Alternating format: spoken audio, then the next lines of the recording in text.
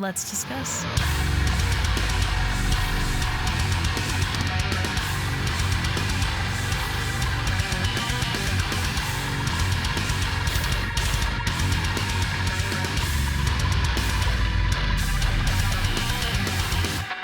Hey everyone, it's Rachel back again with another video, and today I will finally be checking out the Acacia Strain, their track Untended Graves. This initially came out, a while ago, over a month ago at the time I'm filming this, and I was planning on making a video that day, but that was the day I started my unplanned break. So now I am here, very excited to check it out. I love the Acacia Strain. I was into them before I found Slow Decay, and then as Slow Decay was dropping, that's really when I got into them. I collected the vinyl for it, the 7-inch presses. They did it singles at a time and released vinyl with them that spelled out Decay.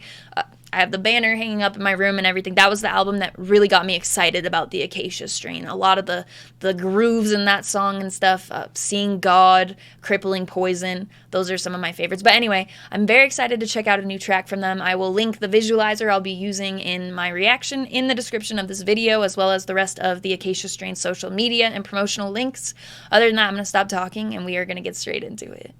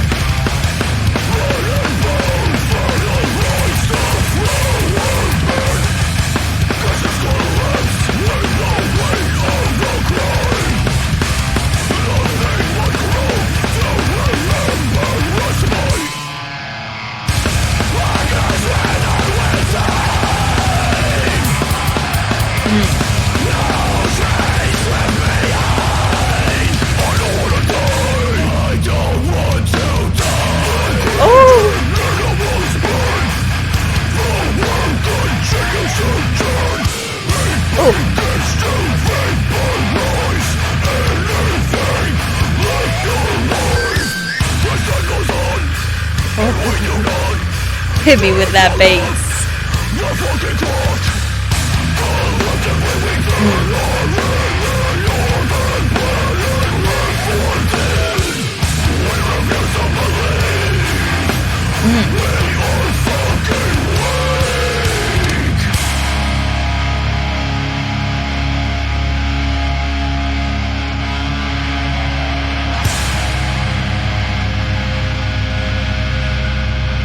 Acacia Strain and birds.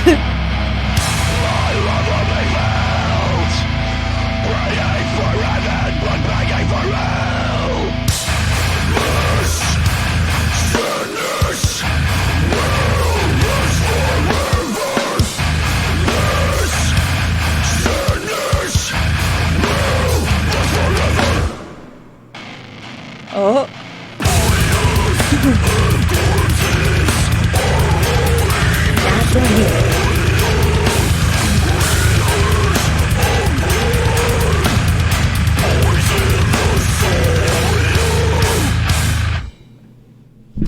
The Acacia Strain, Untended Graves. Let's discuss. While I very much enjoy this, it won't be my favorite Acacia song by like any means. I have a few that will be very tough to beat. I am stoked to see what this new album cycle will be. Assuming this is off the album that I've heard is finished. I'm not sure how much truth there is to that, but they are up in rotation, so I would not be surprised by it. But I think it took like a good portion of that first minute to get to somewhere where I was like, okay, now I'm into it. I think it was when it goes, I don't want to die, and then it drops into that first breakdown. I think it might have been closing out the first minute of the track, which in other cases doesn't seem like that much of the song, but it's a 2-minute 17-second track, so I think that may be what it was for me. That sort of, there wasn't anything in that first minute, and I think if the mix were a bit different, it would have hit for me a bit harder and been able to grab me sooner than it did, I suppose, but it won't be to where I won't go back and listen to this, and I'll talk more about that after I get to the things that I did enjoy and that stuck out to me. But it felt like a shifting moment when you get to that part. The groove I was talking about, like when you listen to Crippling Poison, Seeing God, there's just some stuff that you like. I have these like lines right here, these wrinkles from how often I make like my my stank face and stuff like that. And I feel like with those two tracks, I can feel them deepening with every time I listen to them. And this has a little bit of that in there, but also you get a very strong presence from the bass. You have that portion where it goes almost strips down to let the bass shine pretty much there. I do enjoy that. It's not like I need the same things that I enjoyed off of Slow Decay to happen on this record. That's not the case by any means, but I just think there was stuff that could have been done differently to grab me in before that part. But from there forward, it had what I was looking for from the Acacia Strain. That's what I really enjoy about their sound, that deep groove, some of the, I guess, the lyrical impact. Because at first you hear I Don't Want to Die and you're like, oh wow, is this like a turning point for them? What are these lyrics? But then you have like This Sadness Will Last Forever, I think was what was said towards the end there. But the lyrical content that kind of like I'm going through some shit. I put my sweatshirt on that says this, and the fact that they made merch that just said it, I had to buy it. Also, Crippling Poison is like one of my favorite tracks in their entire discography, and probably that came out of that entire year, and that was a big year, so it's huge props for me. But I think that song has a lot of like the lyrical honesty that I enjoy, and sometimes it can be as straightforward as like This Sadness Will Last Forever, stuff like that people can sort of relate to. But it does almost have like, with I Don't Want to Die, a bit of a different feel than, Crippling Poison, for example. The content on that song lyrically has nothing that would touch on that sort of mood, I think. So it's a short track, 2:17. I think it took a minute for it to get to somewhere that really was like, okay, this is the Acacia that I love, but it was still there. Like I said, I think if that first, like, I can't remember if it was like 45 seconds, somewhere in there where it drops to where you get that, it says, I don't want to die, and then I don't want, that's where it really shifted for me. So prior to that, I felt like maybe if Vincent's vocals came through a bit stronger in that mix there, like a little bit more clear in the mix, or some of those, it just feels like they're not, like some of the aspects aren't really expressed to where they hit as hard as they could. And that really, for me, would be a big draw if they didn't deliver so well on the other part of their sound that it gets to in the rest of the song.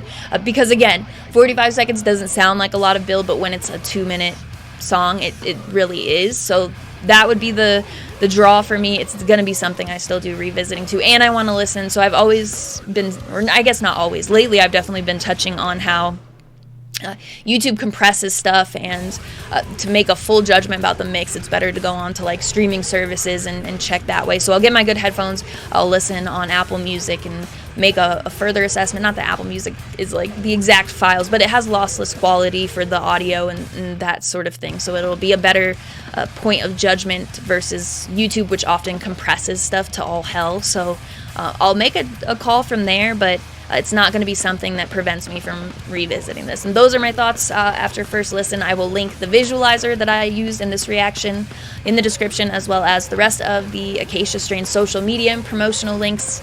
Other than that, you can also find my Linktree, which will have my new link for Patreon, which I rolled out recently. I've been having a lot of fun doing the content for that, and thank you so much to everyone who signed up and your support. It means the world to me. I'm very stoked to be working on that. It will also in addition to that, it will also have the invite for the Discord server in the Linktree. The Discord server is where the community for my YouTube channel is based. We have a lot of really wonderful people in there, conversation related to music, unrelated to music, just a lot going on. So if you're interested in coming and join, check the community. That will be there. Also my Instagram profile link where I post all music related content, that sort of stuff. I'll be going to see the Acacia Strain live with Fit for an Autopsy later this year.